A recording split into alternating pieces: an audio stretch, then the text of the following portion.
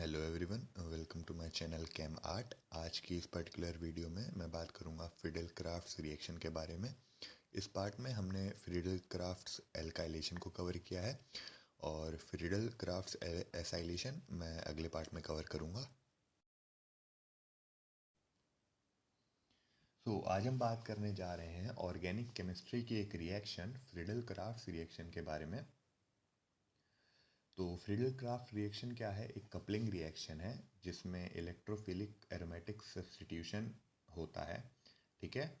और इसे हम यूज़ करते हैं अटैच कराने के लिए सब्स्टिट्यूएंट्स को एरोमेटिक रिंग पर, ठीक है। अब कपलिंग रिएक्शन से मेरा क्या मतलब है, आप समझिए कि जब भी दो चीज़ें आपस में कंबाइन होती हैं, जुड़ती हैं, तब एक कपल बनता है। उसी तरह से यहाँ पर भी दो चीज़ें आपस में जुड़ रही होंगी। जैसे एक चीज़ होगी हमारी एरोमेटिक रिंग, एरोमेटिक कंपाउंड, और दूसरी चीज़ हमारी होगी जो सेकेंड रिएक्टेंट से निकला इलेक्ट्रोफाइल, ठीक है, सेकेंड मॉलिक्यूल से निकला हुआ इलेक्ट्रोफाइल, और ये दोनों चीज़ें आपस में जुड़ेंगी, ठीक।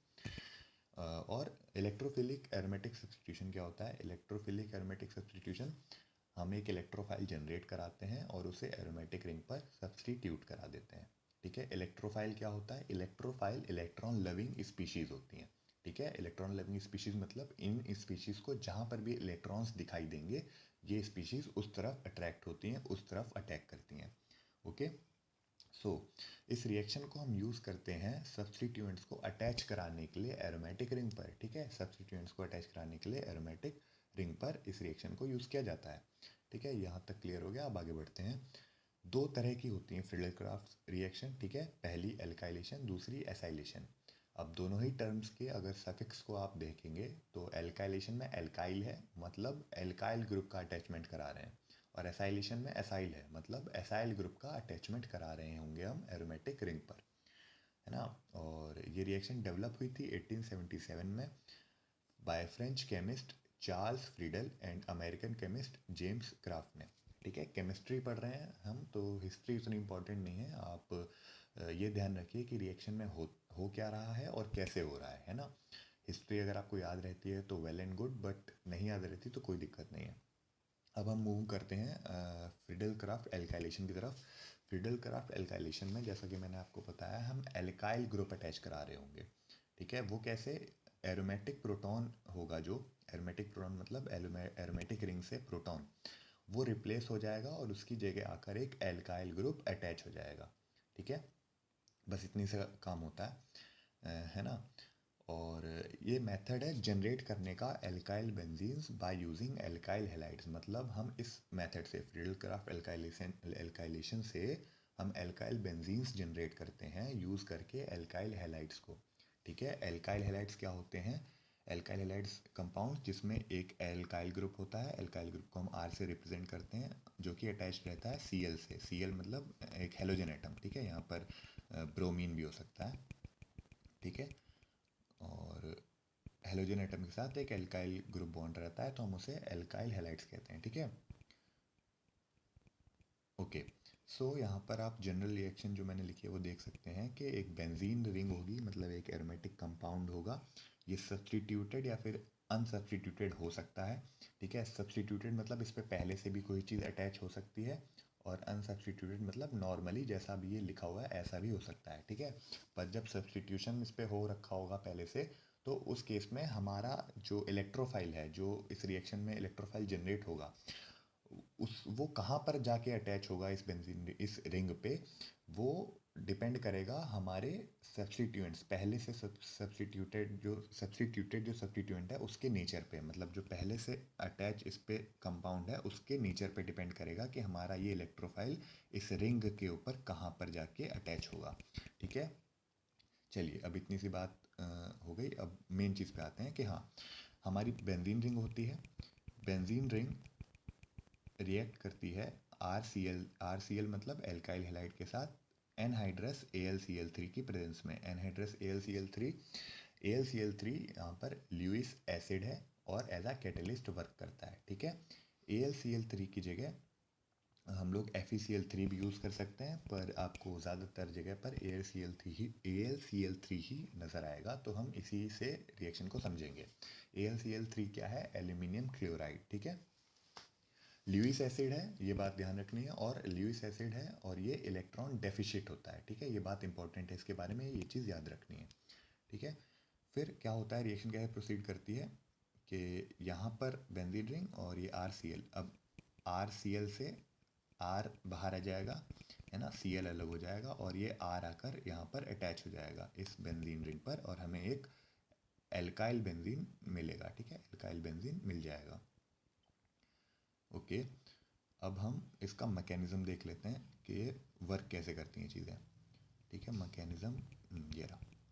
सो मैकेनिज्म में पहला स्टेप क्या है, ल्यूइस एसिड कैटलिस्ट जो था AlCl3 जो था वो रिएक्ट करता है एल्काइल हैलाइड के साथ और फॉर्मेशन कराता है इलेक्ट्रोफाइल का या फिर कह लो इलेक्ट्रोफिलिक कार्बोकेटायन का, ठीक है। तो आप इस स्टेप को इलेक्ट्रोफाइल जनरेशन स्टेप भी कह सकते हैं, कार्बोकेटायन जनरेशन स्टेप भी कह सकते हैं, या फिर ये जो इतना बड़ा एक्सप्लेनेशन लिखा है आप ये भी पढ़ सकते हैं, ठीक है ना। अब होता क्या है, जैसे रिएक्शन में आप देख सकते हैं जो RCl है ये AlCl3 के साथ रिएक्ट करेगा, है ना। अब RCl, रुकिए यहाँ पे समझाता हूँ,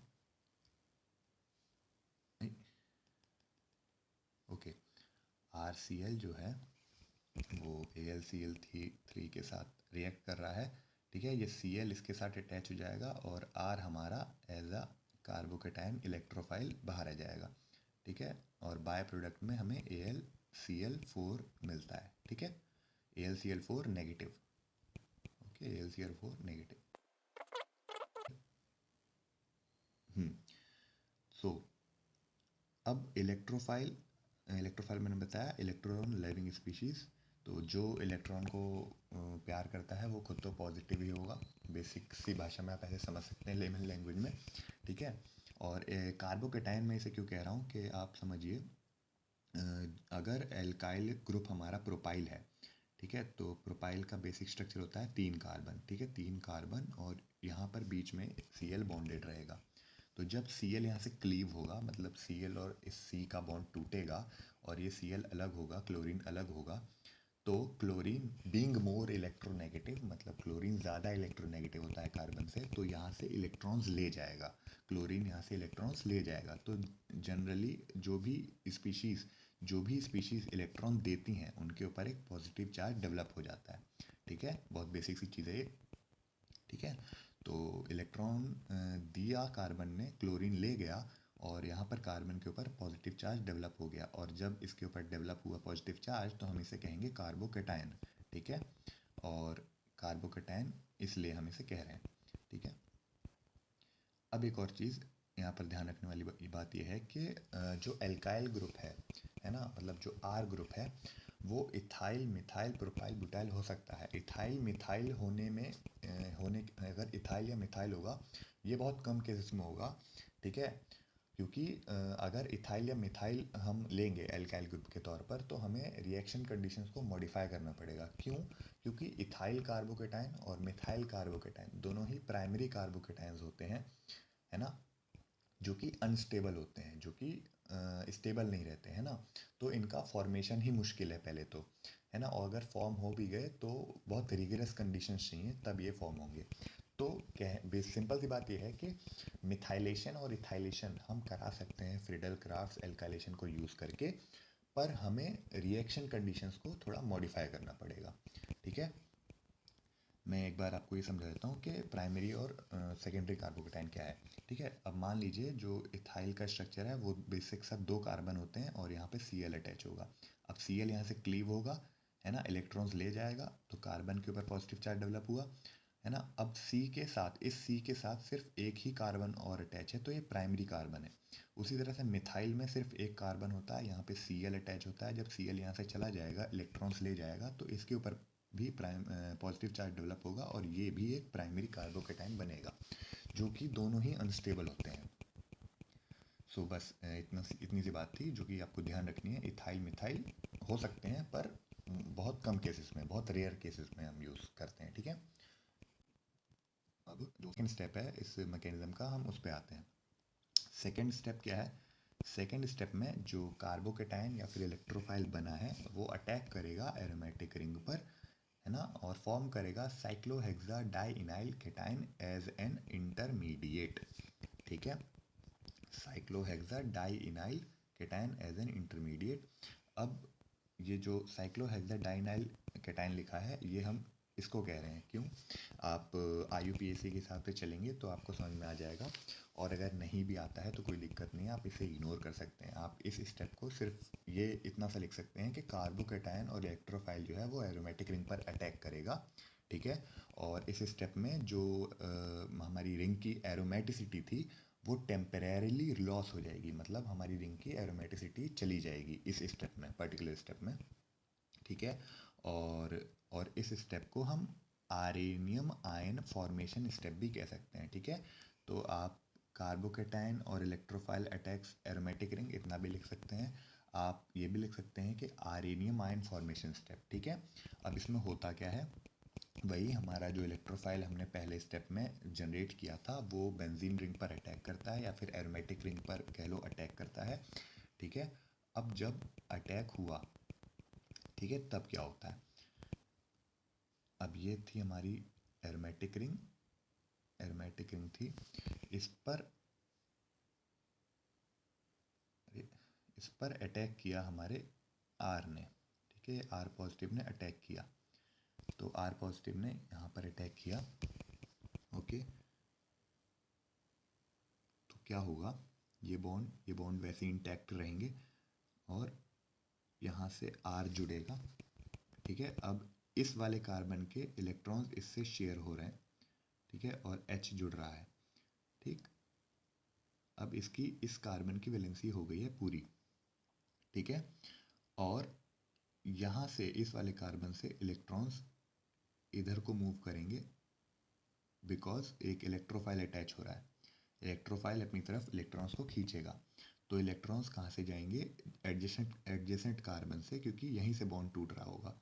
ठीक है, अब यहाँ से बॉन्ड टूटा, यहाँ से इलेक्ट्रॉन्स चले गए, तो यहाँ पर एक पॉजिटिव चार्ज डेवलप हो जाएगा इस वाले कार्बन पे। ठीक है, आई होप आपको ये समझ में आ रहा हो कि कैसे पॉजिटिव चार्ज यहाँ पे डेवलप हुआ, है ना। और इस स्टेप में आरेनियम आयन का जनरेशन हो जाएगा। आरेनियम आयन मतलब जो एरोमेटिक रिंग है उस पर एक पॉजिटिव चार्ज डेवलप हो गया है, इसीलिए हम इसे आरेनियम आयन कह रहे हैं। ठीक है, अब हम नेक्स्ट स्टेप की तरफ बढ़ेंगे, जो कि है थर्ड स्टेप। थर्ड स्टेप में क्या होता है? Removal of proton from the arenium ion. ठीक है, आप ये देखिए यहाँ पर एक आरेनियम आयन में हमारे ये वाला प्रोटॉन भी है। ठीक है, इसका रिमूवल होगा थर्ड स्टेप में। ठीक है, क्योंकि जब ये रिमूव हो जाएगा तो हमें हमारा फाइनल प्रोडक्ट मिल जाएगा, वही हमें करना है। ठीक है, तो इसको आप डीप्रोटोनेशन स्टेप भी बोल सकते हैं।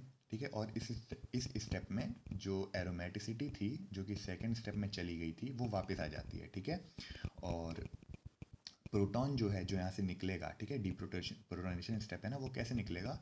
वो HCl बना लेगा। वो कैसे, वो भी मैं आगे बताऊंगा।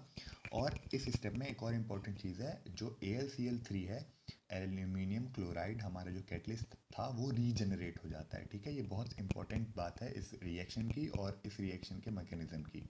ठीक है, कि यहाँ पर कैटलिस्ट जो है वो रीजनरेट हो जाता है। ठीक है, तो कैसे होता है वो देखते हैं। ओके, सो ये जो AlCl4 था, ठीक है, AlCl3 और एक Cl अलग से अटैच है, इसका Cl इस प्रोटॉन के साथ रिएक्ट करेगा और HCl को फॉर्म कर लेगा। ठीक है, समझ में आया? जो AlCl4 का है ना, इनमें से एक Cl निकलेगा, वो इस प्रोटॉन के साथ रिएक्ट करेगा और HCl बना लेगा। अब एक Cl यहाँ से निकल गया, AlCl4 में से एक Cl निकल गया, तो बचा क्या? AlCl3, और वो डायरेक्टली यहाँ पे आ गया। ठीक है, अब हमारा जो प्रोडक्ट था वो कैसे बना? अब यहाँ से जब प्रोटॉन चला गया, ठीक है, यहाँ पे समझते हैं चीज़ को। यहाँ से हमारे रिंग के ऊपर से जब क्या था, हाँ, आर ग्रुप, यहाँ से जब प्रोटॉन चला गया, यहाँ से जब, ओ सॉरी मैंने स्ट्रक्चर गलत बना दिया। यहाँ से जब प्रोटॉन चला गया, इस जगह से जब प्रोटॉन चला गया, ठीक है, यहाँ पे पॉजिटिव चार्ज तो था ही, यहाँ से जब प्रोटॉन चला गया, ये बॉन्ड ब्रेक हुआ, तो ये इलेक्ट्रॉन्स वापस यहाँ पे आएंगे। ठीक है, ये बॉन्ड वापस यहाँ पे आएगा। ठीक, जब ये वापस यहाँ पर आ जाएगा तो हमारे इस वाले कार्बन का ये पॉजिटिव चार्ज डिसॉल्व हो जाएगा, गायब हो जाएगा। ठीक है, और यहाँ पे R ग्रुप अटैच हो जाएगा, है ना। और ये हमारा प्रोडक्ट क्या है, एल्काइलेटेड एरोमेटिक रिंग। ठीक है, हमारा ये प्रोडक्ट बन गया। सो आज की वीडियो के लिए इतना ही। जो एसाइलेशन पार्ट है वो सेकंड वीडियो में कवर करूँगा मैं, क्योंकि वीडियो बहुत लंबी हो जाएगी। So thank you.